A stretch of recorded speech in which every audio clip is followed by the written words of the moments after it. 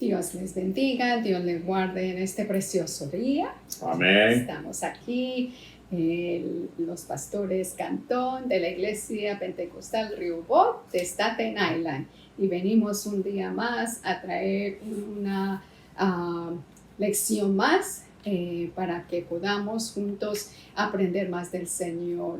Le damos gracias al Señor por todo lo que Él hace y por estos momentos que Él nos da para poder hacer esto. Bienvenidos amigos, hermanos y familia en este día, y queremos que usted se goce con nosotros mientras que nosotros estamos aquí aprendiendo del Señor. Vamos a comenzar en esta noche con la lección número 19, que es la práctica de la verdadera religión. La práctica de la verdadera religión, y se encuentra en el libro de Miqueas, capítulo 6, versículos del 1 al 8. Y si usted tiene su Biblia, pues acompáñenos para que podamos juntos leer juntos. Vamos a comenzar con una oración. Pastor, se nos lleva una oración. Amén. Dios les bendiga a todos. Bienvenidos nuevamente. Estamos aquí en esta hora trayendo palabra de Dios, una enseñanza, y queremos que Dios nos dirija y nos prepare nuestros corazones para recibir la enseñanza. Vamos entonces unidos a orar y a presentarnos delante de Dios.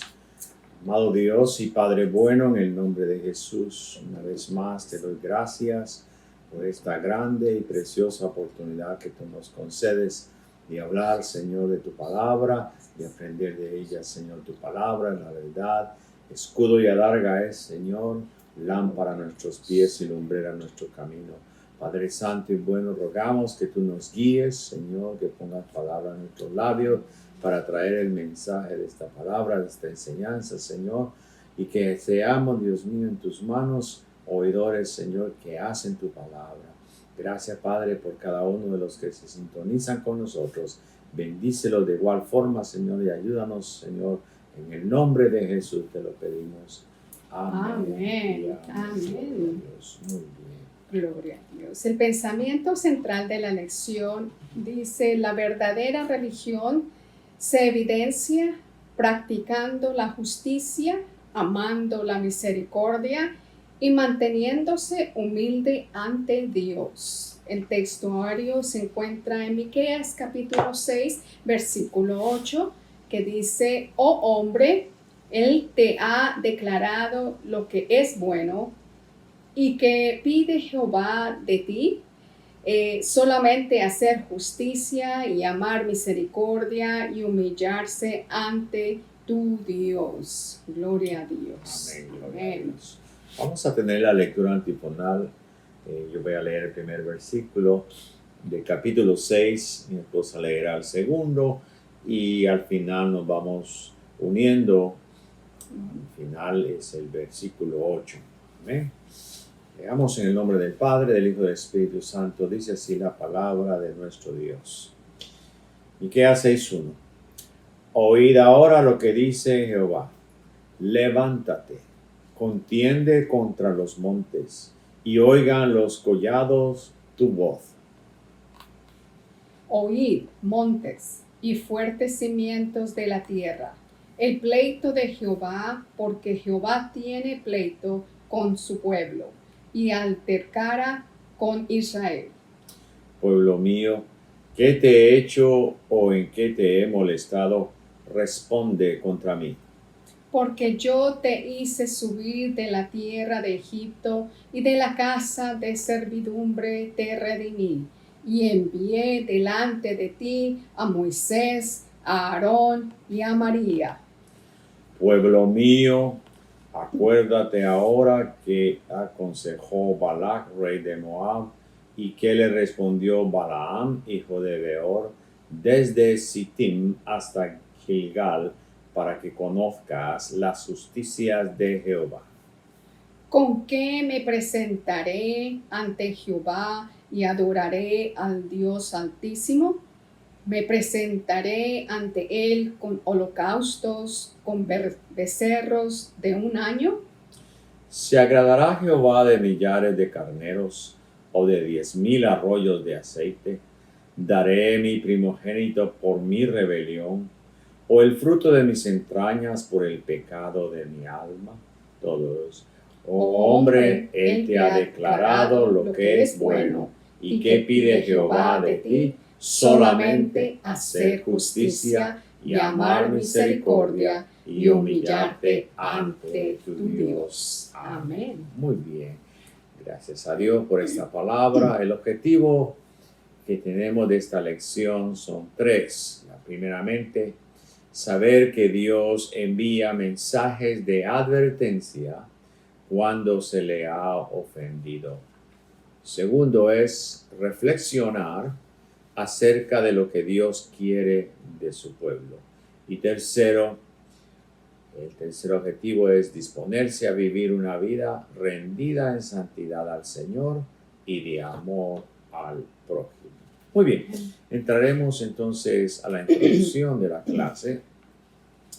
Se dice, según el escritor, que una de las características más notables de los profetas del Antiguo Testamento es el énfasis que hicieron en el aspecto práctico de la religión.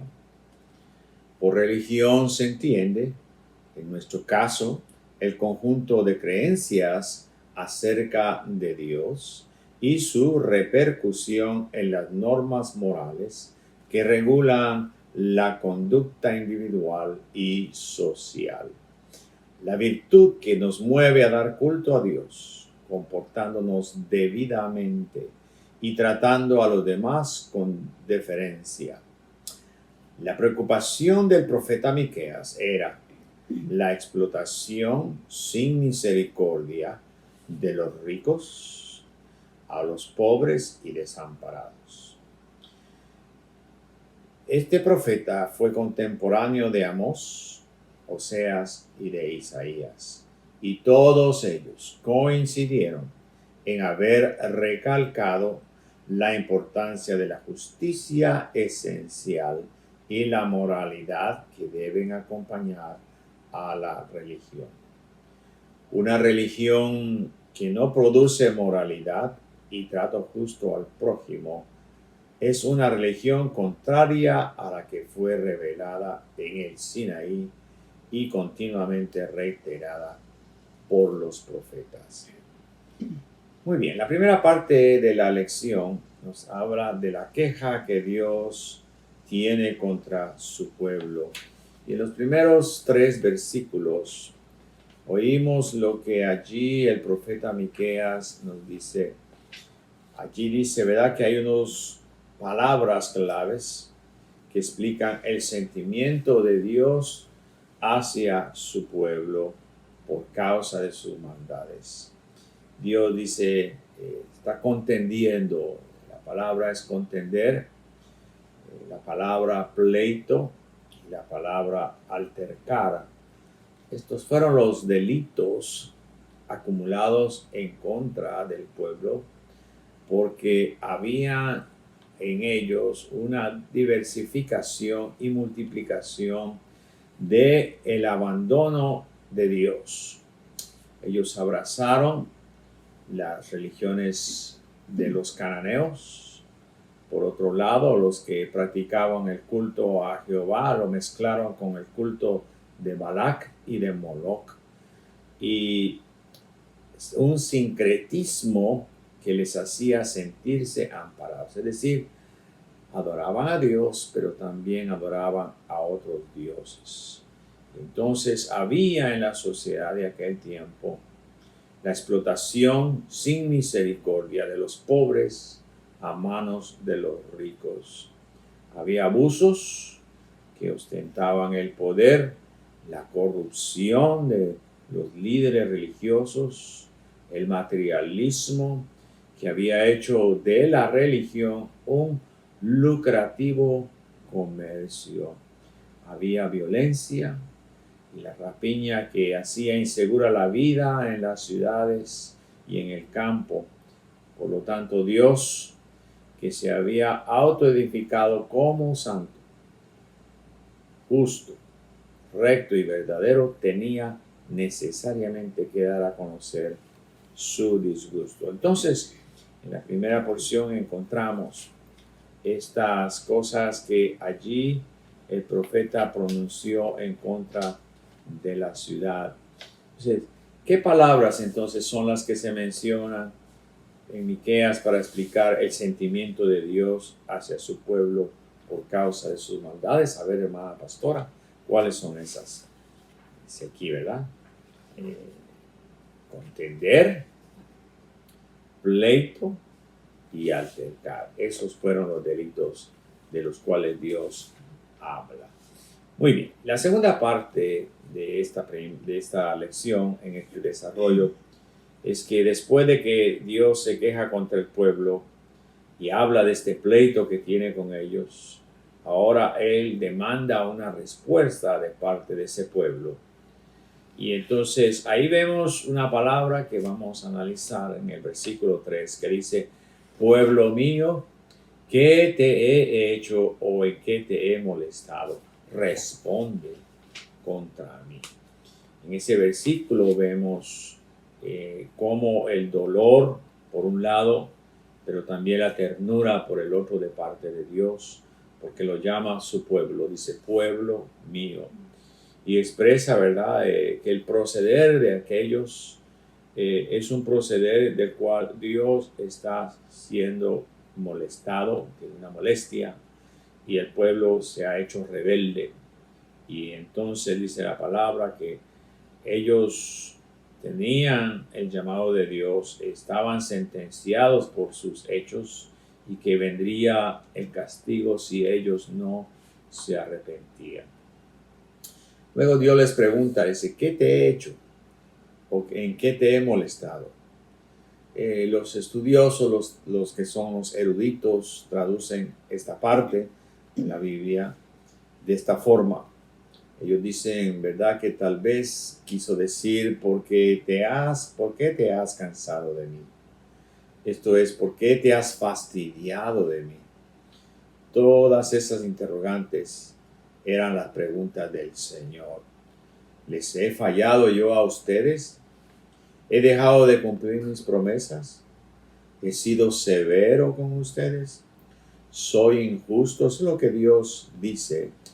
Y aprendemos aquí, ¿verdad?, haciendo una pauta, que muchas veces el creyente actúa como que si estuviera decepcionado de Dios.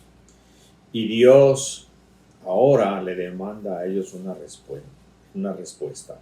Dice, responde contra mí. Hay una versión, se llama la Septuaginta versión griega del Antiguo Testamento, que dice, ¿verdad?, la palabra dialoguemos. La religión nuestra de cristianos no es un asunto exclusivo del corazón para que uno dependa exclusivamente en sus emociones. Incluye además y de una manera prominente el uso de la razón. Entonces no solamente, ¿verdad?, es la religión un asunto del corazón, sino también es una manera el uso de la razón. Muy bien, entonces esto es lo que vemos en esta parte, como Dios está en pleito con ellos, usa cierto lenguaje o palabras para decir que hay contención, hay pleito, está acercando con ellos, y ahora Dios les pregunta qué Él ha hecho, ¿verdad?, para merecer esto. Y entonces ellos tienen que hacer uso de la razón para contestarle a Dios. Muy bien, la segunda parte dice que Dios le recuerda a su pueblo lo que Él ha hecho con ellos. Voy a pedir a mi esposa que lea los versículos 4 y 5 de ese capítulo 6 de Miqueas. Porque yo te hice subir de la tierra de Egipto y de la casa de servidumbre te redimí, y envié delante de ti a Moisés, a Aarón y a María. Pueblo mío, acuérdate ahora que aconsejó Balac, rey de Moab, y que le respondió Balaam, hijo de Beor, desde Sittim hasta Gilgal, para que conozcas las justicias de Jehová. Gracias. Entonces, aquí Dios ahora empieza a decirle al pueblo con una pregunta, ¿verdad? acerca de la liberación que él llevó a cabo para todo el pueblo de Israel, cómo Dios intervino para sacarlos de Egipto. Es decir, él los libertó de esa cautividad, y eso fue un trabajo grande que Dios hizo para el pueblo de Israel. Y entonces la Biblia explica cómo en Egipto se representa el reino del mal. Allí, viendo en este tiempo la interpretación, vemos aquel mundo pecaminoso, ¿verdad? El reino de esclavitud, la opresión en todas las áreas de la vida humana. Allí el pueblo sufrió, y simbólicamente para nosotros, ¿verdad? Es algo que está escrito para dejarnos una enseñanza. Allí, ¿verdad? Hubo esclavitud debida en cuanto a la opresión espiritual y emocional, intelectual, física, material y económica. Entonces, todas esas opresiones, ¿verdad? Es que el príncipe de Egipto, el faraón espiritual, era Satanás allí representado. Entonces, si nosotros seguimos detenidamente este relato de la Biblia, vamos a ver la liberación que Dios hizo de Egipto a su pueblo Israel. Allí podemos también aprender de la peregrinación que hubo de todo el pueblo por el desierto hasta entrar a la tierra prometida. Allí, ¿verdad?, está toda la historia de toda una nación. Ahora Dios les pregunta a ellos y Dios les responde de esta forma, como Él los libró de la esclavitud, ¿verdad?, siendo que eran sus hijos espirituales. Nosotros también podemos ser liberados, ¿verdad? Dios obra para liberarnos de la opresión del enemigo, de todas las cosas que puedan suceder en nuestra vida, como también sucedió con el pueblo de Israel. Entonces, aquí en todos estos pasajes se habla de ese país como Dios lo libró de la servidumbre, de la esclavitud. También representa esa jornada del cristiano en este día de la iglesia hasta llegar al lugar prometido, a la tierra prometida. Entonces, estamos nosotros también, no somos de este mundo, no pertenecemos en este mundo, estamos en este mundo, pero nuestra vida es únicamente pasajera, ¿verdad?, por este mundo, y luego entraremos al lugar celestial que Dios ha prometido. Así es que Dios puede librarnos de la esclavitud, de la opresión, de las garras del enemigo de Satanás. Entonces, en el versículo 5 que se leyó, se habla de Moab. Moab era una nación pequeña que estaba en la parte sur del Mar Muerto. Israel tenía que cruzar por ese territorio para entrar a la tierra prometida. El que era rey de Moab, Balac se llamaba, pensó que Israel venía para atacarlos y quería saber si iban a tomar posesión de su país. Y entonces mandó a traer a un adivino que se llamaba Balaam. Ese adivino conocía de Dios, de las proezas y las maravillas que Dios hacía con el pueblo de Israel. Lo interesante es que en la historia de Balac y de Balaam es que mientras ellos insistían en que Israel fuera maldecido, Balaam lo que hacía era que lo bendecía. Entonces las maldiciones contra el pueblo de Dios fueron ineficaces porque la protección de Dios estaba sobre ellos. Así, el mismo Balaam lo tuvo que declarar, que ni él ni nadie podía maldecir a quien Dios había bendecido. Gloria a Dios. Isaías 54:17 no lo muestra. Entonces, las palabras que aquí dicen en ese versículo, desde Sittim hasta Gilgal, son las intervenciones en Dios, en su providencia, estuvo con ellos en su recorrido a la tierra prometida.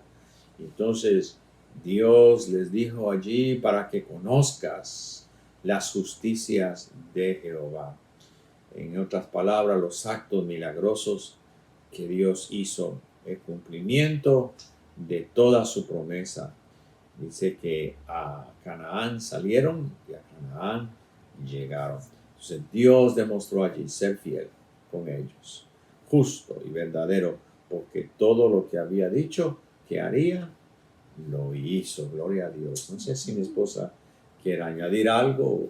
Yo solo Sí. quisiera leer el versículo que mencionaste de Isaías 54:17, porque es muy lindo, que dice: ninguna arma forjada contra ti prosperará, y condenarás toda lengua que se levante contra ti en juicio. Esta es la herencia de los siervos de Jehová, y su salvación de mí vendrá, dijo Jehová. Qué lindo. Amén, gloria a Dios. Dios cumple Gloria a sus Dios. promesas. Muy bien, quiero rogarle a mi esposa que ella nos lea entonces de la tercera parte de la lección, los versículos del 6 al 8. Amén. ¿Con qué me presentaré ante Jehová y adoraré al Dios Altísimo? Me presentaré ante Él con holocaustos, con becerros de un año. ¿Se agradará Jehová de millares de carneros o de 10,000 arroyos de aceite? ¿Daré mi primogénito por mi rebelión, o el fruto de mis entrañas por el pecado de mi alma? Oh hombre, Él te ha declarado lo que es bueno. ¿Y qué pide Jehová de ti? Solamente hacer justicia y amar misericordia y humillarte ante tu Dios.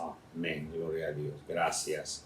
Pues bien, decíamos desde el principio de la clase la importancia que era para estos profetas del Antiguo Testamento, que ellos hacen énfasis en el aspecto práctico de la religión.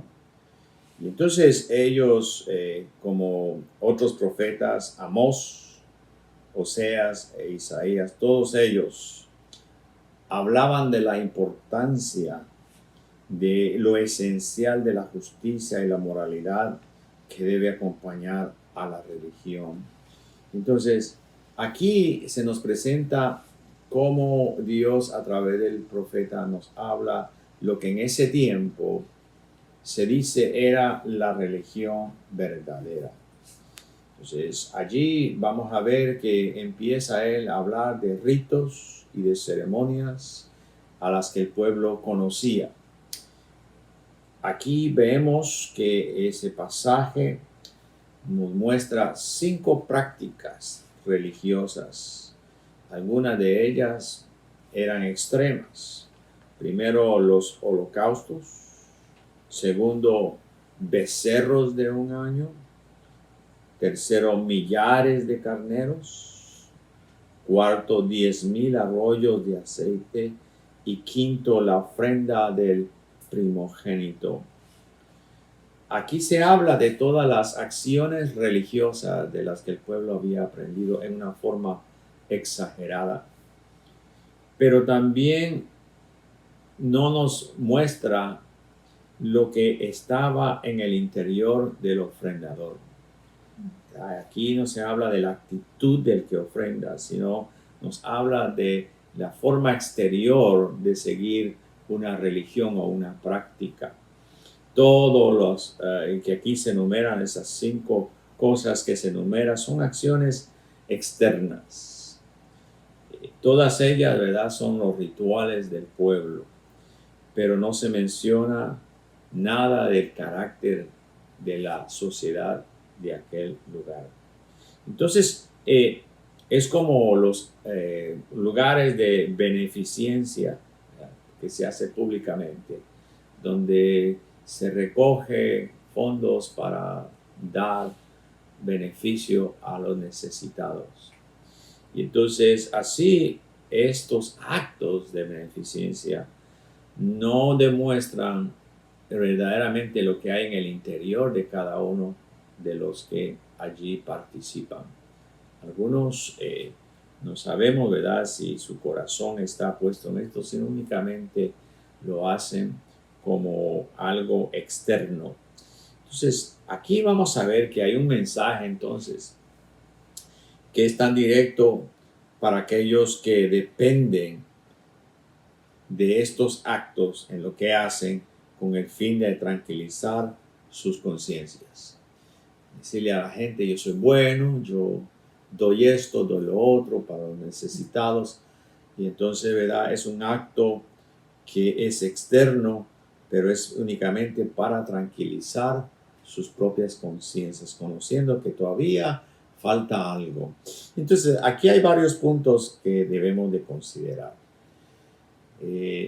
Aquí el primero es que todo lo que se ofrece a Dios, todo lo que ofrezcamos a Dios, sin que Él nos lo haya pedido, es ofensivo ante su presencia. Tenemos el caso de Caín y Abel, ¿verdad? Caín trajo del fruto de la tierra una ofrenda a Jehová.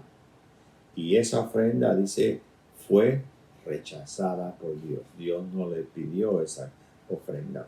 Ahora, Saúl, ¿verdad?, trató de justificarse ante Samuel diciendo que el botín que traían de la guerra era para ofrecérselo a Dios.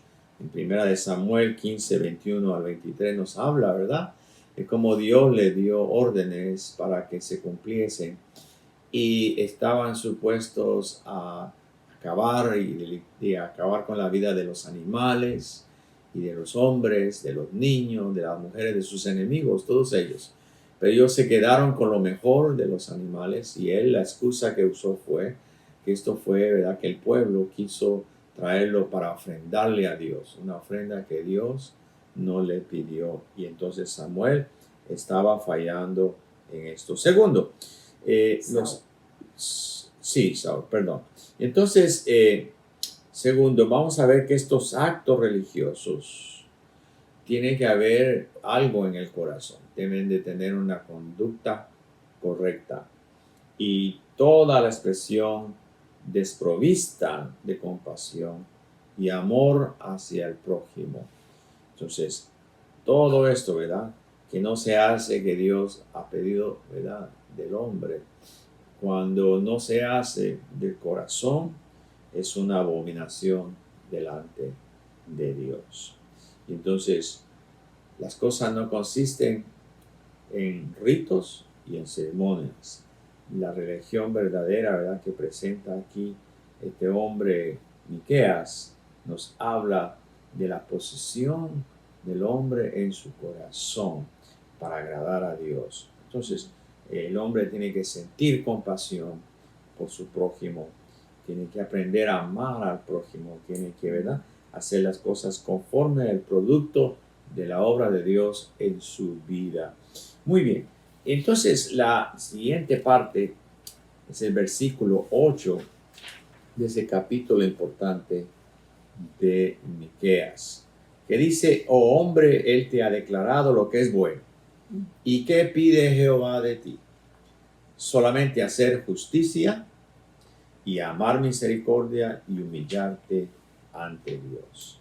Entonces, Miqueas ahora empieza a recordarles a todos lo que Dios ha indicado que debe de hacerse. Y habla claramente diciendo que la religión consiste en que todo sea agradable delante de los ojos de Dios. Quien no sepa lo que Dios pide de su vida es porque desconoce de la palabra, no ha puesto atención a los siervos de Dios o ha querido distorsionar intencionalmente lo que Dios requiere. Es necesario entonces conocer a Dios. El conocimiento de Dios y la vida cristiana es en proporción al conocimiento que se tiene de la Biblia, de la palabra escrita. Podemos conocer a Dios a través de la lectura de la palabra. Y ahí la importancia, ¿verdad?, de lo que Dios demanda de nosotros. Entonces, aquí Miqueas menciona tres cosas La primera es hacer justicia. La segunda es amar misericordia. Y tercero, humillarse ante Dios. Entonces, aquí de la justicia que habla Miqueas es algo que procede del interior de la persona. Necesariamente, ¿verdad? Aquellas cosas que se hacen exteriores empiezan en la parte interior del hombre. Es decir, que la justicia comienza a aflorar en el exterior porque ha empezado a florecer en lo interior, en algo interior. Entonces nadie hace justicia si no es justo por dentro. Dice aquí que nosotros también no podemos dar lo que no tenemos. Entonces la misericordia no se puede tener si no se ama. Hay que amar. Entonces dice el texto, amar misericordia. La misericordia no se puede expresar por una compulsión o por una obligación o a la fuerza. Y también la misericordia, juntamente con la justicia, pueden poseerse si nos humillamos ante Dios. Qué linda la palabra del Señor que nos enseña. Por eso dice, ¿verdad?, que la palabra de Dios es buena para redarguir, para enseñar. Aleluya. Y qué bueno que Dios nos habla a través de ella.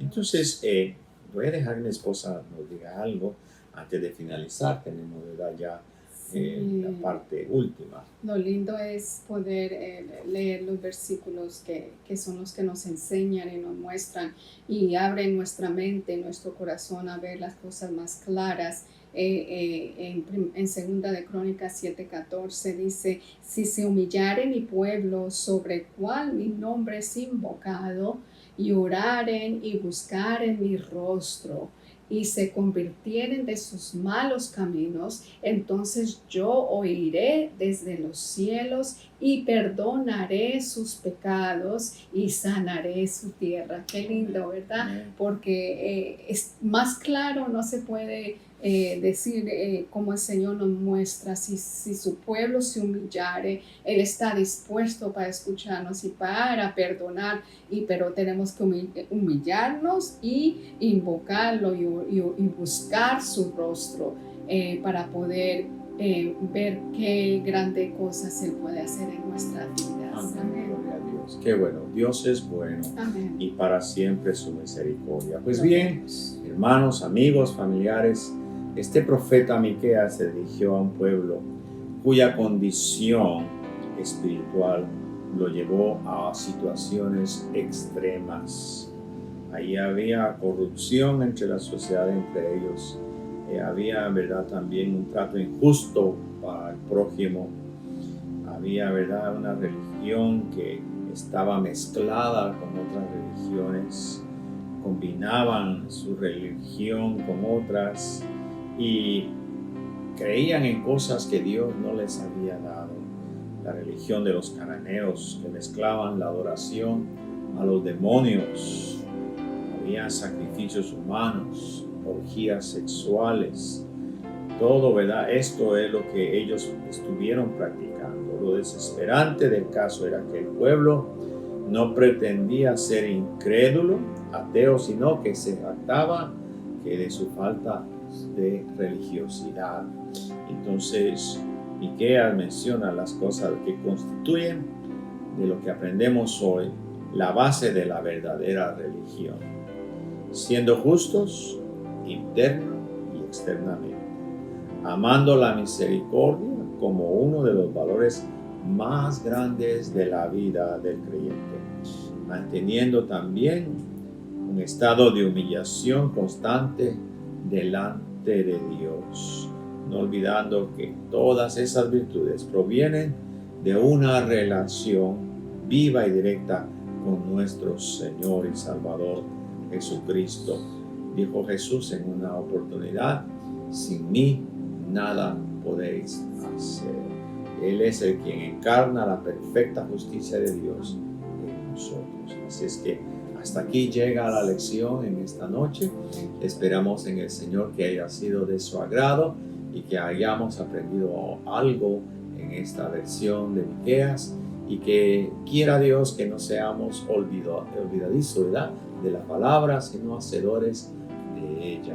Así es que vamos a despedirnos en esta noche rogándole a Dios que Él sea con usted, con su familia, en su hogar, en su trabajo, donde quiera que vaya. Que la paz de Dios reine en su vida. Voy a pedirle a mi esposa que me despida en una oración. Amén, oremos.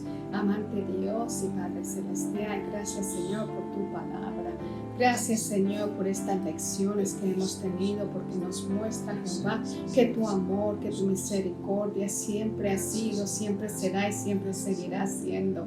Oh Señor amado, que podamos humillarnos delante de ti, Jehová, cambiar nuestros caminos, Señor, acercarnos a ti, Señor, y Dios mío, conocerte, Jehová, Dios mío, Padre Celestial, porque Señor y Dios poderoso, tú no nos has fallado, tú siempre has sido fiel, tú, Señor, has estado con nosotros, Jehová, en todo momento, Jehová, Dios mío, a ti te damos la gloria, la honra y la alabanza hoy y siempre. Gracias, Señor, por todo, Jehová, Dios mío. Bendice a todo oidor en estos momentos, Jehová, Dios Santo.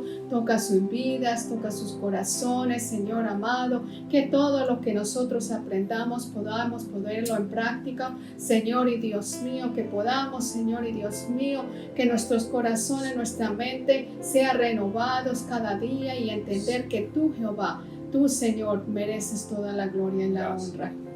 Y que tú estás con nosotros, Señor, y no nos dejas ni nos desamparas. Tú eres fiel ayer, hoy y por siempre. Todo esto te lo pedimos en el nombre poderoso de tu Hijo Jesucristo. Amén. Amén. Dios les bendiga, Dios les guarde y adelante en el Señor. Hasta la próxima.